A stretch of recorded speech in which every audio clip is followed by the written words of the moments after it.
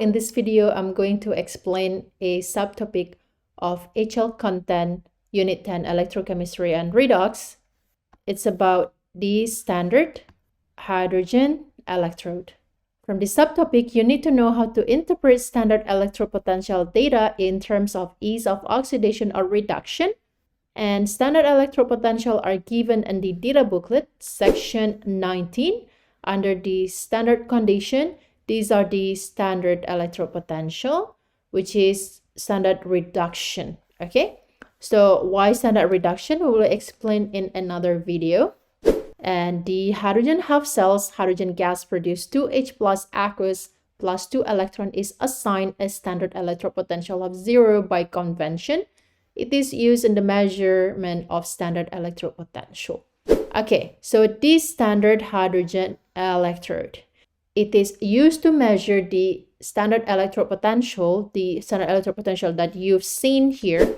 Okay, all of these numbers are measured or determined when it is connected, these half cells, when it is connected to the standard hydrogen electrode. So the potential will be produced and will be measured using voltmeter. Okay, so a particular half cells, okay, for example, Ni or Zinc or Mn should be connected to the standard hydrogen electrode.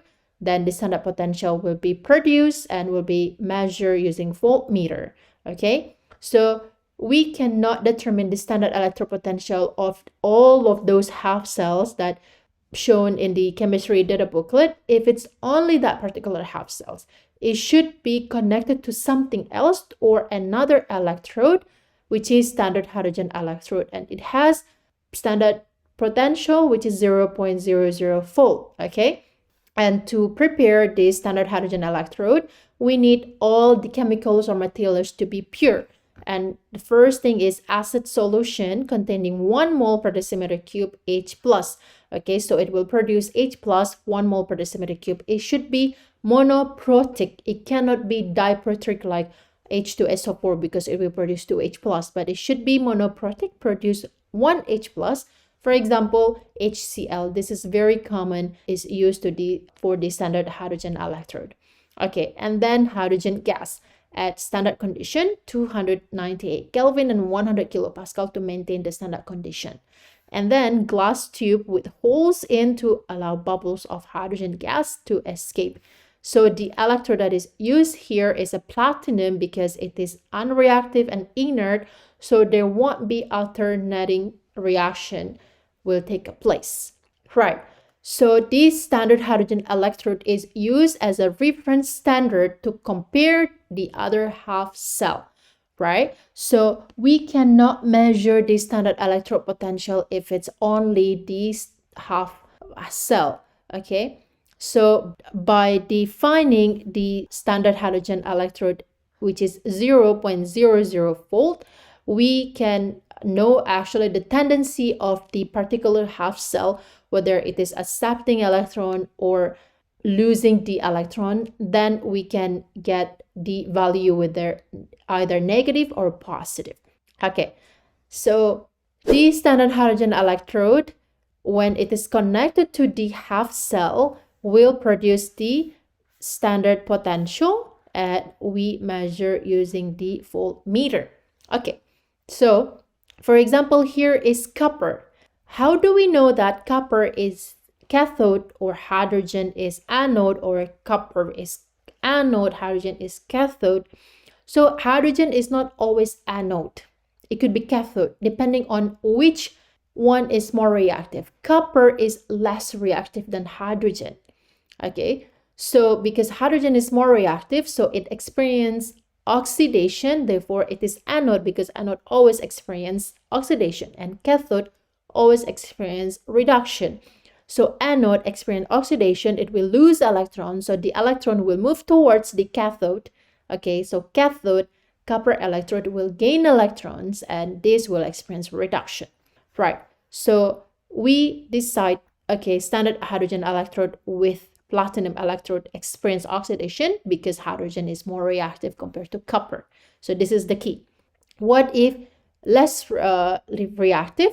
So hydrogen will experience reduction, therefore it will be cathode. Okay, I will have another examples for this one.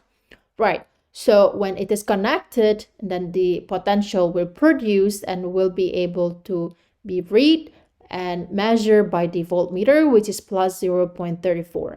So the electron will be transferred from or flow from anode, okay, towards cathode, which is copper. So this one again will be 2 positive, okay, and this one will be 2 negative because electron moves towards here.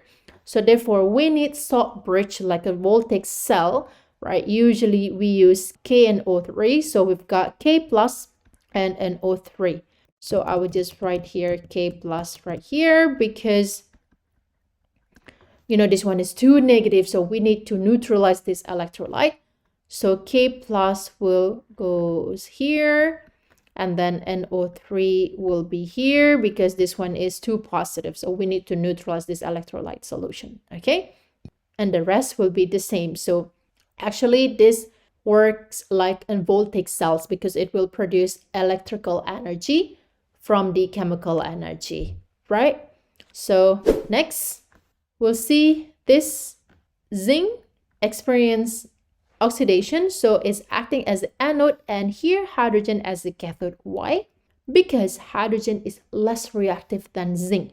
Zinc is more reactive, therefore it will experience oxidation, and this one will be anode, so oxidation, and this one reduction.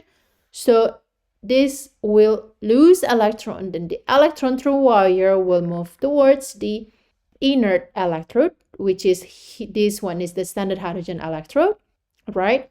So again, this one becomes 2 positive, this one becomes 2 negative, okay, 2 negative, so we need K plus right here, okay, and O3 minus right here to neutralize these 2 electrode solution because 2 positive or 2 negative.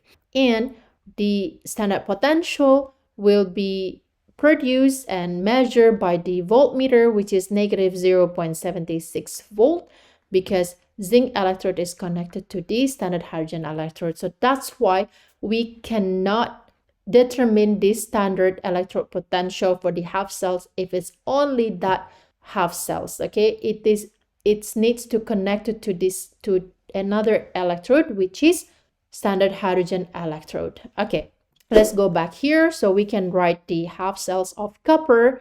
This one experience reduction, so copper 2 plus aqueous plus 2 electron produce copper solid, and this one, okay, experience oxidation, so that would be hydrogen gas will produce 2H plus aqueous plus 2 electron. We can eliminate this 2 electron.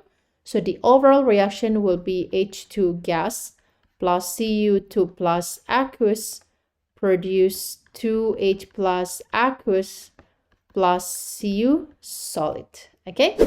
And here, because hydrogen is acting as a reduction, so it will gain the electron, so 2H plus aqueous plus 2 electron produce H2 gas, and this one oxidation, so and zinc solid produce zinc 2 plus aqueous plus 2 electron. We can eliminate this, so the overall reaction, which is zinc solid plus 2H plus aqueous produce zinc 2 plus aqueous plus hydrogen gas. So this is the short notation. So always on the left side is oxidation, right side the reduction, okay? So always on the left side is anode, the right side is cathode, because anode always experience oxidation, cathode always experience reduction, and all of this are already explained in the SL content, right? Next, identify the conditions of a standard hydrogen electrode. Temperature of 298 Kelvin, 1 mole per decimeter cube hydrogen sulfate, hydrogen gas at 1 times 10 to the power negative 10 to the power 5 Pascal. These two are the standard condition, okay? So as we already learned here, it should be standard at standard condition for the hydrogen gas. And for the acid solution, it should contain 1 mole per decimeter cube H plus. So for this one, H2SO4, it will produce 2H plus. We need monoprotic, not diprotic. Monoprotic produce H plus like an HCl, okay? Or HNO3, but most common HCl is used in the standard hydrogen electrode, right? So therefore, the answer is 1 and 3 because these two are the standard condition for the hydrogen gas. Metal W is more reactive than metal X. A voltaic cell is made with the cell diagram. So W here on the left side always experience oxidation. And this one always experience reduction because this one is anode and this one is cathode. Okay.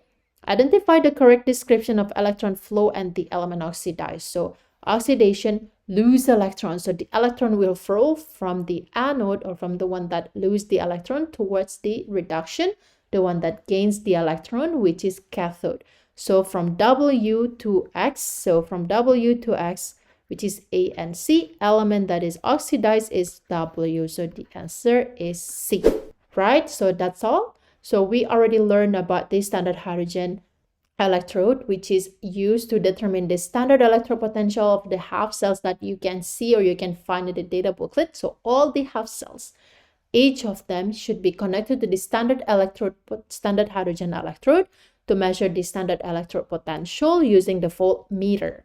Okay, so the standard hydrogen electrode can be placed as the anode or the cathode depending which one is more reactive when the standard hydrogen electrode is connected to the half cell. Okay, so if that particular cell is more reactive, so that one will be acting as the anode because it will because it is more reactive. But if the half cell is less reactive, so hydrogen will be placed as the anode, okay, because hydrogen is more reactive compared to that half cell. So it depends, okay? So hydrogen can act as the anode or cathode depending to what half cell is connected to, whether the half cell's electrode is reactive, more reactive, or is less reactive, right? So in the next video, I'm going to explain about the standard cell potential and the relationship with Gibbs free energy. Okay, again, I always like to remind you, believe in yourself and believe in me. With NLIB, the best online platform, you will get the perfect score of 7 in your final exam. See you in the next video.